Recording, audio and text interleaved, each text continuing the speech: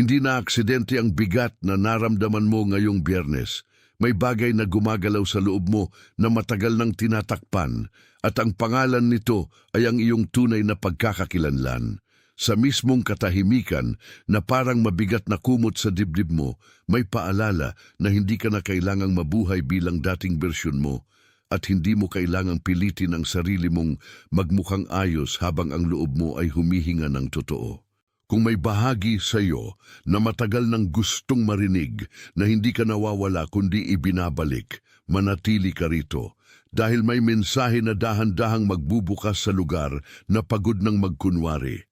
Marahil napansin mo na ang gabi ay mas mahaba kapag marami kang iniisip at ang paghinga mo ay tila humihigpit kapag may mga tanong na hindi masagot ng paliwanag. Marahil nakatingin ka sa telepono at may sandaling ayaw mong buksan ang mensahe dahil alam ng katawan mo na hindi lahat ng tumatawag ay nagbibigay ng kapayapaan. Marahil sa loob ng bahay, sa kusina man o sa silid na pamilyar, may kakaibang bigat na pumapasok kapag tahimik na at wala ng ingay na tatakip sa nararamdaman mo. Hindi ito kahinaan at hindi ito pagkalito lang. Minsan ang dibdib ang unang nakakaalam na may lumang anyo ka ng hindi nakasya sa loob ng kasalukuyang panahon mo. Kapag bumigat ang mga balikat mo, hindi laging ibig sabihin ay napagod ka lamang dahil may mga gabi na ang katawan ang unang nagsasabing may kailangang pakinggan ang espiritu. At kapag ang isang simpleng tanong ay tumatama ng mas malalim kaysa dati, iyon ay dahil may ginagawa ang Diyos sa lugar na matagal mong pinrotektahan. Ang bumabagsak sa iyo ngayon ay hindi simpleng pagod ng isip, kundi isang tawag na hindi na maaaring ipagpaliban ng matagal. Hindi random ang paulit-ulit na pagkaputol ng kapayapaan mo. Ang biglang paglayo sa ilang dating normal na usapan at ang pakiramdam na may bahagi ng buhay mo na hindi na tumutugon sa paraang dati. May pagkilos na nangyayari sa likod ng iyong mga ordinaryong araw at ang kilos na iyon ay hindi para sirain ka kundi para ibalik ka sa isang anyong matagal nang nakatakda para sa iyo. Pansin, kailangan mong maghanda ngayon. Naghanda ako ng eksklusibong material para sa mga nararamdamang inihiwalay para sa mas dakilang layunin, ngunit nabubuhay na napapaligiran ng ingay, mga abala at mental overload. Ito ay isang 32 araw na paglalakbay na magbabago sa iyong buhay. Isang ginagabayang landas upang protektahan ang iyong isipan at maghanda sa darating na may pang-araw-araw na pagsasanay sa focus, limitasyon at disiplina. Itigil mo na ang pakikipag-usap sa ingay. Matutunan mong tukuyin ang mga abala bago kanila kontrolin at palakasin ang iyong isipan. Available din sa immersive audio version. Mahigit 10,000 mambabasa na ang nagbago ng kanilang buhay sa pamamagitan ng 30 araw na paglalakbay. Libu-libong tao na ang nagsimula sa pagbabagong ito, mga taong tulad mo na pagod na sa pamumuhay sa ulap, mga ordinaryong taong nagdesisyon nang ihinto ang pagtanggap sa mental chaos.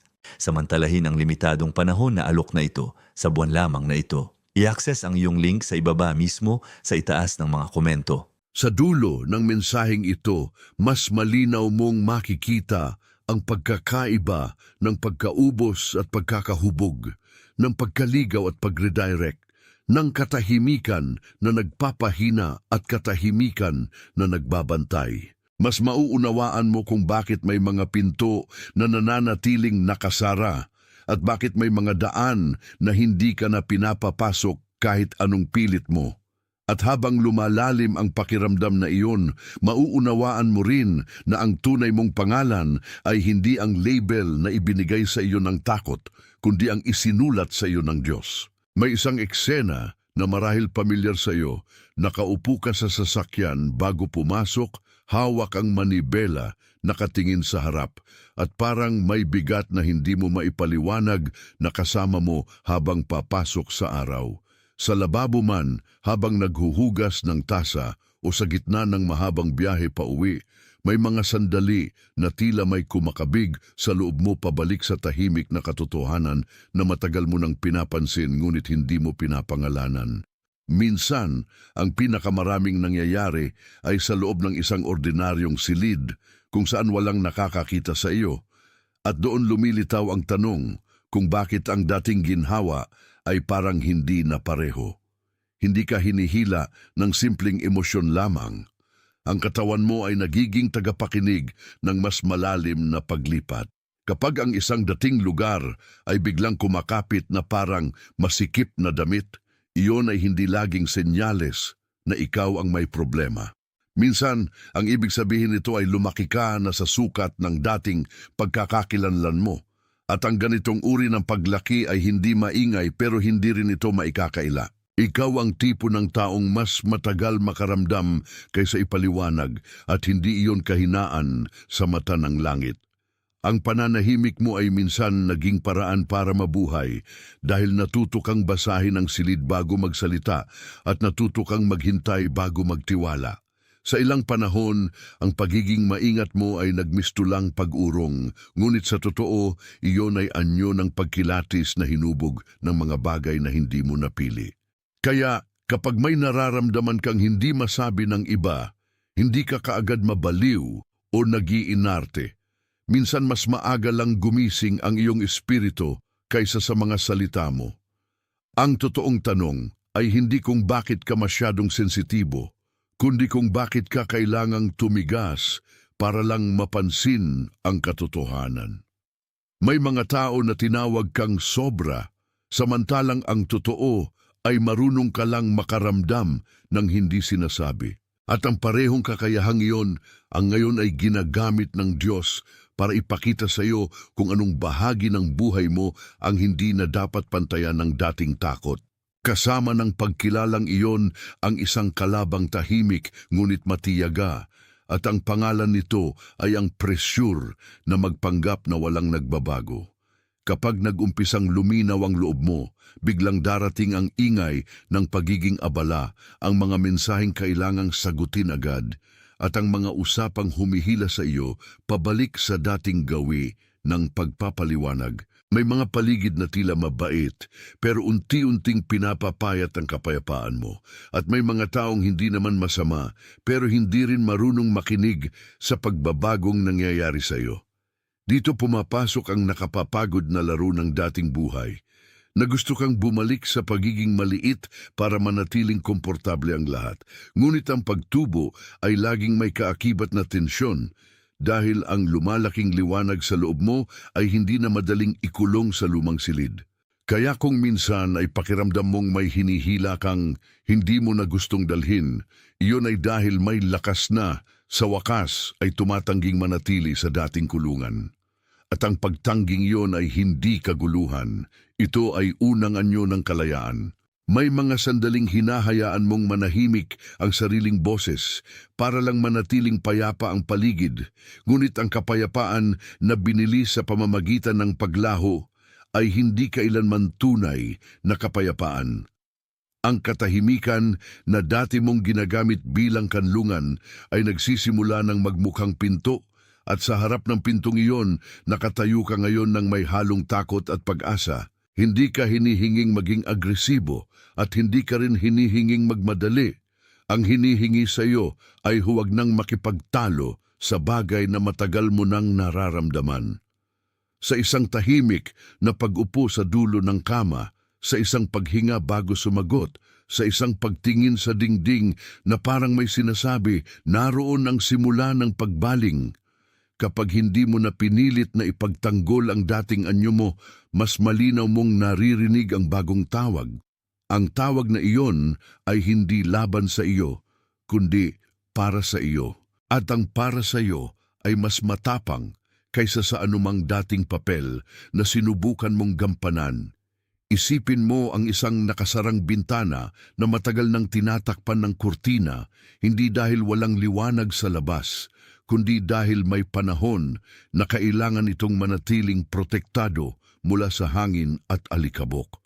Sa paglipas ng mga taon, ang bintanang iyon ay naging parte na ng silid, at halos nakalimutan mo na kaya pala nitong humigop ng umaga kapag binuksan.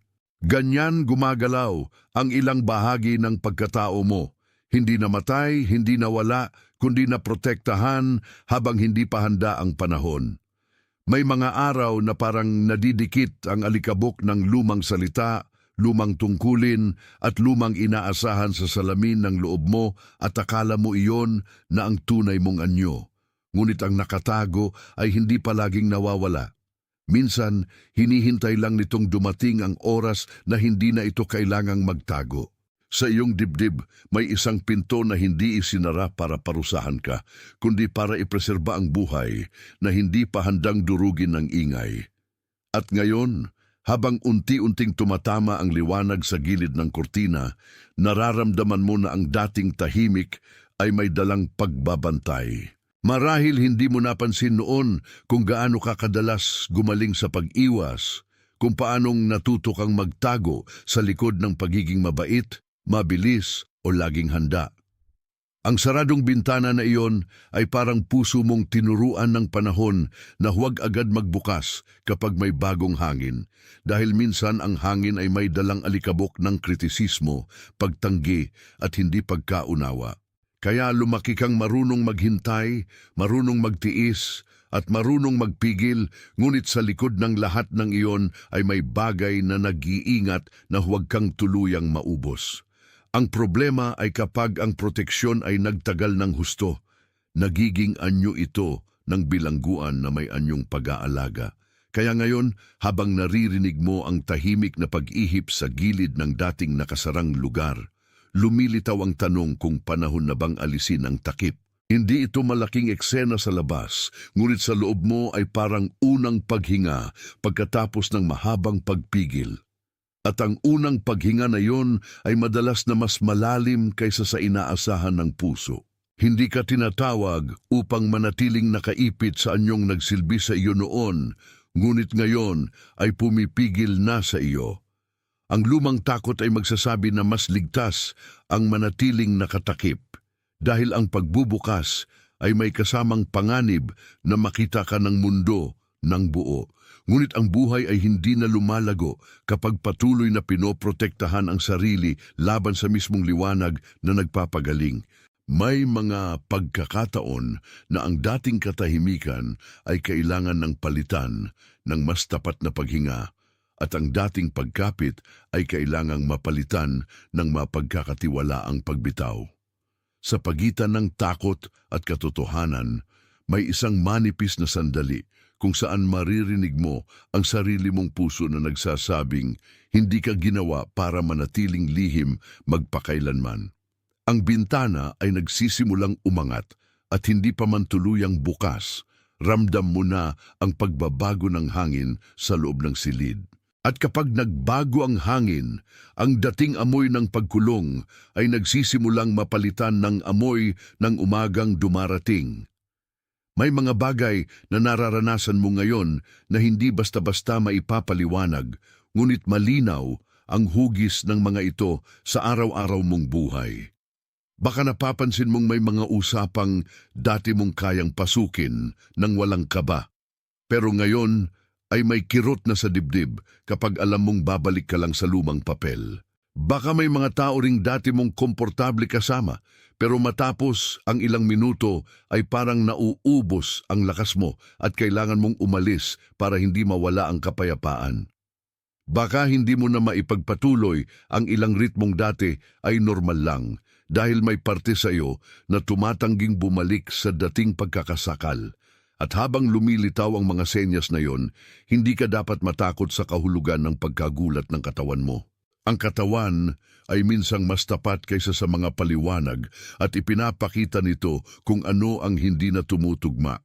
Kaya, kung may mga gabi na mas maaga kang tumatahimik at mas madalas kang nag-iisip, hindi iyon laging tanda ng pagkatalo. Minsan, iyon ang unang palatandaan ng paggising. At sa paggising na iyon, may nagsisimulang maayos na hindi mo na kailangang ipilit. Kung may isa mang bagay na sinabi ng mga senyas na iyon sa iyo, iyon ay ang katotohanang hindi ka na maaring magpanggap sa sarili mong harapan. Kung may isang bahagi ng mensaheng ito na tumama sa lugar na matagal mong pinipigilan, isulat mo ang 38 sa mga komento at bumalik ka sa akin. Ang 38 ay hindi hiwaga na kailangang takutin ka. Isa itong simpleng tanda ng pagtanggap, parang tahimik na oo na nanggaling sa loob mo. Kapag isinulat mo iyon, hindi mo lang kinilala ang mensahe, kinilala mo rin ang bahaging handa ng tumugon. At sa pagbalik mo, mas magiging malinaw kung bakit hindi ka dinala rito para manatiling nakaupo sa dating pwesto. Ang simpleng pagbaybay ng 3-8 ay maaaring maging maliit na hakbang, pero ang maliliit na hakbang ang madalas na unang anyo ng totoong pagbabago. Kaya isulat mo ito at bumalik ka sa akin. Ang tanong ngayon ay hindi lang kung ano ang nararamdaman mo, kundi kung anong pattern ang matagal nang humihila sa iyo pabalik sa lumang anyo. Maaring ang ugat ay hindi takot sa tao mismo, kundi takot na obeyin ang kaliwanagan kapag dumating ito sa tahimik na paraan. Maaaring natuto kang maging maingat hanggang sa halos matakot kang maging tapat dahil ang tapat ay minsang nasaktan ka at ang pag-iingat ay naging kapalit ng kapanatagan. Ang ganitong uri ng pagkapit ay may anyong karunungan, ngunit minsan ito ay pagod lang na humuhubog sa sarili para hindi muling masaktan. Kapag hindi mo na pinangalanan ng ugat, paulit-ulit kang magtataka kung bakit bumabalik ang parehong bigat sa iba't ibang anyo. Ngunit kapag nakita mo na ang pinagmulan, mas madali mong mauunawaan kung bakit ang isang simpleng pag-redirect ay tila malaking labanan sa loob mo. At doon nagsisimula ang tunay na pagkakaiba ng pamumuhay sa takot at pamumuhay sa tawag. Hindi ka nag-iisa sa laban na ito sa pagitan ng isip, katawan at espiritu, kahit na madalas ay parang ikaw lang ang may alam ng buong bigat. Ang isip mo ay magsasabing maghintay muna, mag-analisa pa, at huwag mo nang umalis sa familiar dahil baka mali ang nararamdaman mo. Ang katawan mo naman ay minsang hihigpit bago pa makapagdesisyon ang isip dahil mas maaga nitong nararamdaman kapag ang isang lugar ay hindi na nagpapahinga sa halip na nag-aangkin lamang ng ginhawa. At ang espiritu mo, kapag hindi mo pinatahimik, ay nagbibigay ng tahimik na paghatak na hindi marahas, pero hindi rin mapagkakaila. Sa isang mesa, sa isang natapos na pag-uusap, sa isang katahimikan pagkatapos ng hindi pagsagot, naroon ang 3 tinig na naghuhulma sa iyong susunod na hakbang. Ang mahalaga ay hindi agad husgahan ang sarili mo na parang may diferensya dahil kung minsan ang tensyon sa loob ay tanda ng paglipat. Kapag ang lumang sarili mo ay nagdedepensa at ang bagong katotohanan ay tumatawag, natural na may lalabas na alon sa loob. At ang alon na iyon ay hindi para lunurin ka, kundi para itulak kang mas malalim sa totoo. May mga tao at lugar na dati mong akala ay tahanan, pero ngayon ay napapansin mong kailangan mong paliitin ang sarili mo para magkasya. Kapag nasa ilang usapan ka, pakiramdam mo kailangan mong magpaliwanag ng sobra, magbiro ng lampas sa gusto mo, o iwasan ang mismong katotohanang gustong lumabas sa iyong bibig. Hindi lahat ng pagod na iyon ay mula sa trabaho o sa dami ng gawain. Minsan, nanggagaling iyon sa espasyong inaasahan kang manatiling dating ikaw kahit malinaw nang nagbabago ka. At sa bawat pagtatangka mong maging dating anyo para lang hindi makagulo, lalo mong nararamdaman ang distansya sa sarili mo. Hindi ito dahilan para magtanim ng hinala sa lahat. Sapat ng kilalanin na may mga kapaligiran na umuubos at may mga kapaligiran na humihinga kasabay mo. Kapag napapansin mong nanliliit ka sa ilang lugar, baka hindi iyon ang lugar mo na dapat pagtiisan magpakailanman. Baka senyalis iyon ng katawang espiritual na nagsasabing ang sukat mo ay mas malaki na kaysa sa dating pagsunod. At ang pagsunod ngayon ay hindi pag-urong kundi paglipat. Ang paraan ng pagtulak sa iyo ng dating pattern ay madalas tahimik. Parang pagod na hinuhulma ang araw mo hanggang hindi mo na namamalaya ng direksyon. Sinasakal ka nito sa pamamagitan ng palaging pakiramdam na kailangan mong maging available agad, maging mabilis agad at maging mapagbigay agad kahit ang sarili mo ay hindi na maayos. Pinapalasap nito ang pagdududa sa anyo ng praktikalidad, kaya ang sinabi ng puso mo ay nagmumukhang delikadong pag-iisip at ang pagod mo ay nagmumukhang katamaran. Ngunit sa ilalim ng lahat ng iyon, may simpleng katotohanan. Napagod ka ng magdala ng anyong hindi natugma sa loob mo. Ang kapangyarihan ng lumang pattern ay hindi laging nasa lakas nito, kundi nasa kung paano nito pinapangalanan ang pagod bilang normal. Kapag hindi mo ito naunawaan, lagi kang babalik sa parehong siklo ng pagbibigay at pagbubura sa sarili. Ngunit ngayon, may liwanag na sa likod ng pag-ikot na iyon at hindi mo na kailangang ulitin ang dating pagkalito.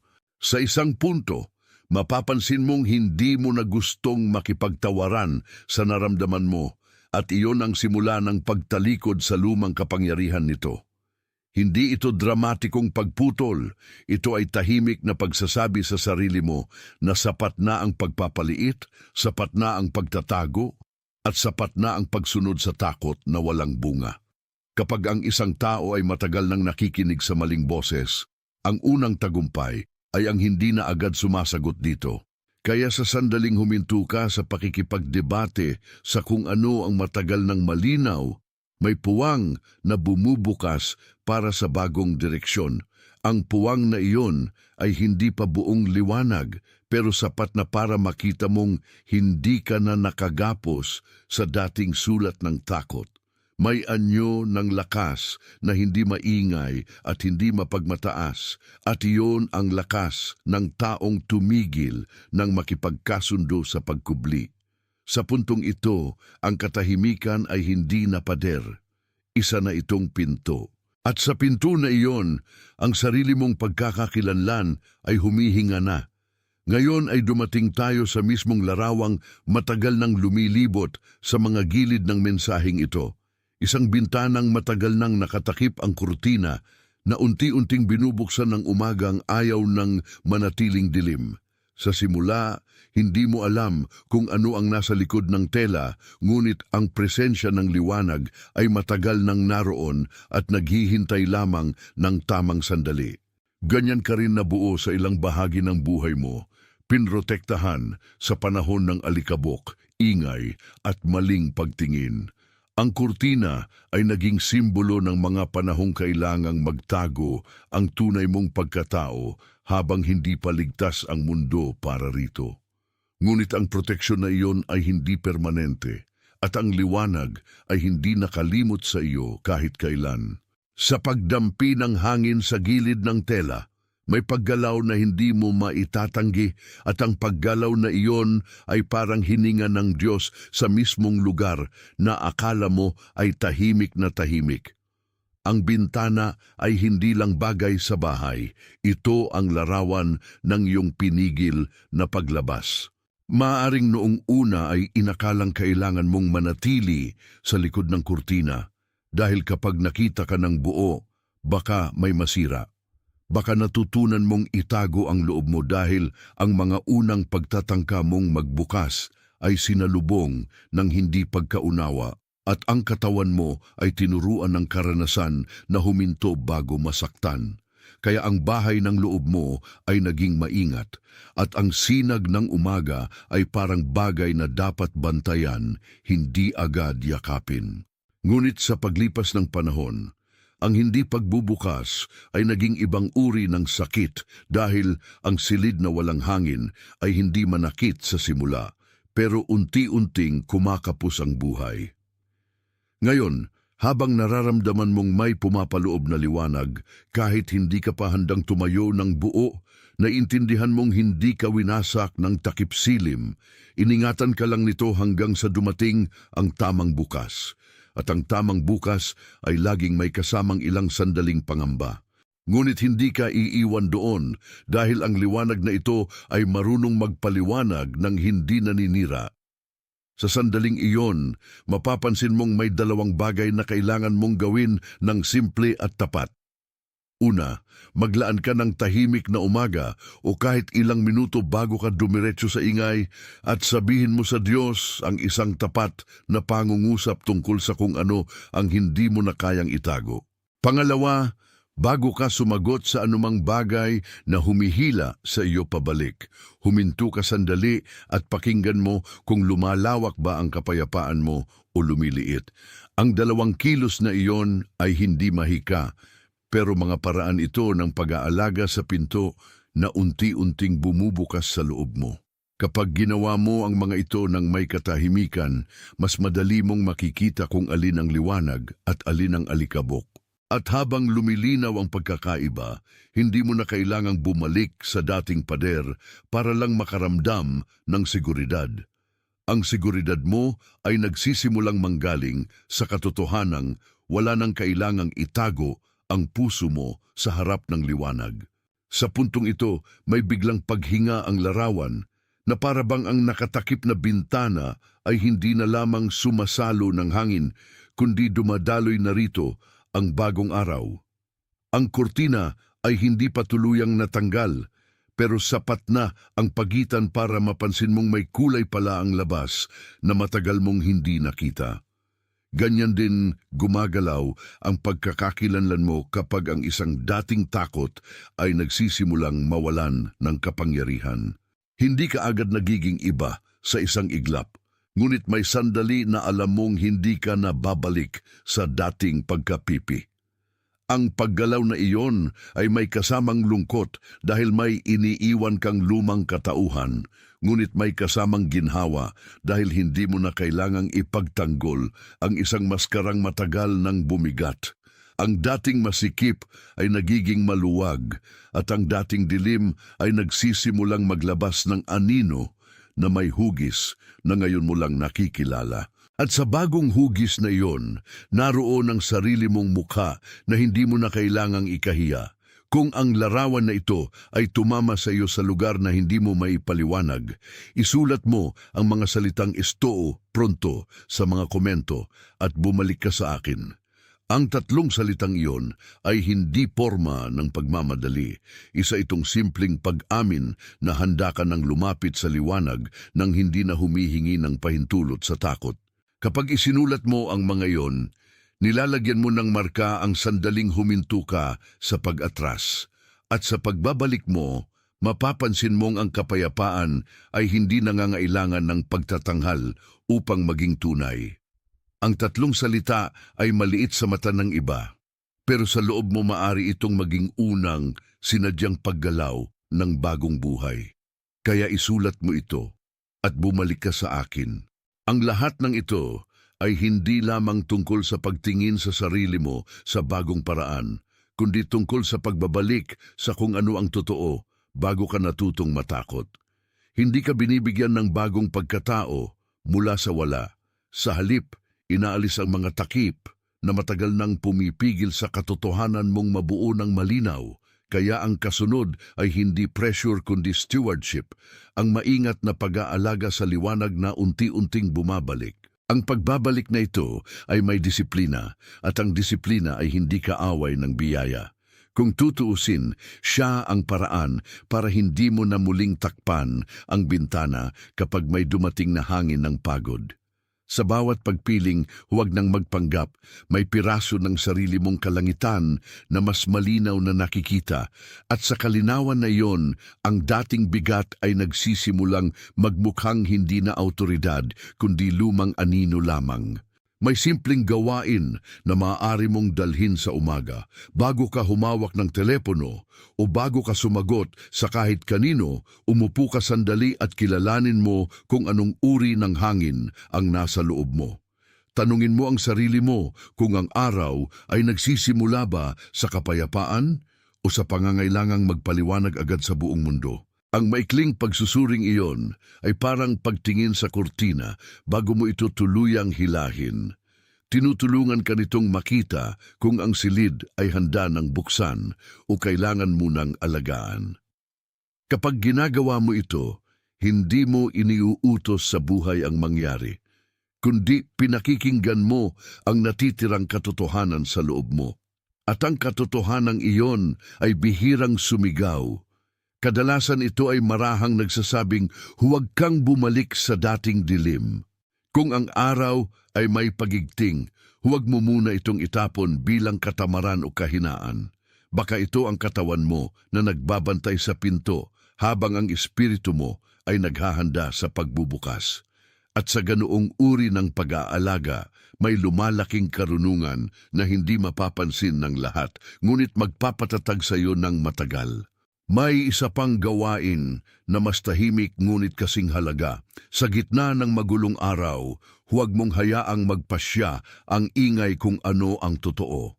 Kapag may mensaheng humihila sa iyo, kapag may pag-uusap na nagpapaliit sa iyo, o kapag may presyur na sumisigaw na kailangan mong magmadali, huminto ka ng sandali at tingnan kung ano ang nangyayari sa loob ng dibdib mo. Ang kapayapaan ay kadalasang parang marahang paglawak ng dibdib, samantalang ang maling direksyon ay kadalasang may dalang paninikip na hindi mo dapat ipagwalang bahala. Sa simpleng paghinto na yon, natututo kang huwag ibenta ang iyong kalinawan kapalit ng pagiging mabilis. Hindi mo kailangang maging abala para mapatunayan na ikaw ay mahalaga. Ang mahalaga ay ang pagiging tapat sa bagay na unti-unting binubuksan sa iyo. At habang ginagawa mo ang dalawang gawin na iyon, ang silid sa loob mo ay nagsisimulang magmukhang bahay muli, hindi taguan. Hindi lahat ng pinto ay nabubuksan dahil sa pagpupumilit, at hindi lahat ng sagot ay dumarating sa parehong oras na gusto mo. May mga saradong bagay na hindi parusa kundi proteksyon na may tamang panahon. Maaring may mga relasyon, pagkakataon o gawain na hindi tumuloy, hindi dahil natalo ka, kundi dahil hindi ka dapat manatiling nakatali roon. Ang ilang limitasyon ay anyo ng awa, lalo na kapag ang dating ritmo ay unti-unting kumakain sa iyong kapayapaan at hindi mo na napapansin. Kaya kapag may naantalang sagot o may bahaging hindi natuloy, huwag agad basahin iyon bilang pagtanggi sa iyong halaga. Minsan, ang hindi pagbukas ay mismong paraan para hindi ka maubos sa loob ng silid na matagal nang kulang sa hangin.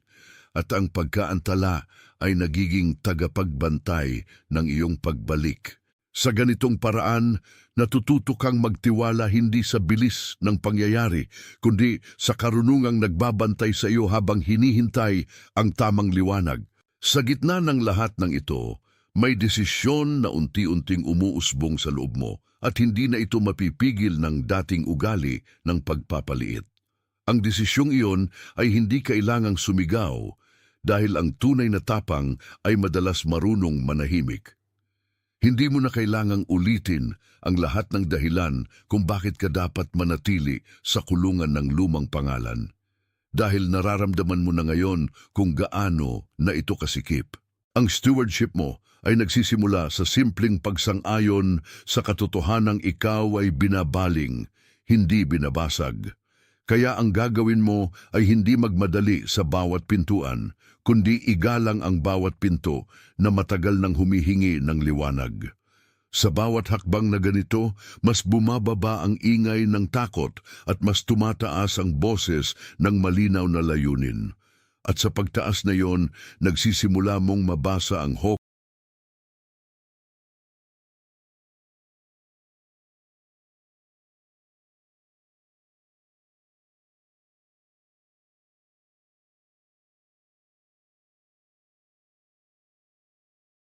Pansin, kailangan mong maghanda ngayon. Naghanda ako ng eksklusibong material para sa mga nararamdamang inihiwalay para sa mas dakilang layunin, ngunit nabubuhay na napapaligiran ng ingay, mga abala at mental overload. Ito ay isang 30 araw na paglalakbay na magbabago sa iyong buhay. Isang ginagabayang landas upang protektahan ang iyong isipan at maghanda sa darating na may pang-araw-araw na pagsasanay sa focus, limitasyon at disiplina. Itigil mo na ang pakikipag-usap sa ingay. Matutunan mong tukuyin ang mga abala bago kanila kontrolin at palakasin ang iyong isipan. Available din sa immersive audio version. Mahigit 10,000 mambabasa na ang nagbago ng kanilang buhay sa pamamagitan ng 30 araw na paglalakbay.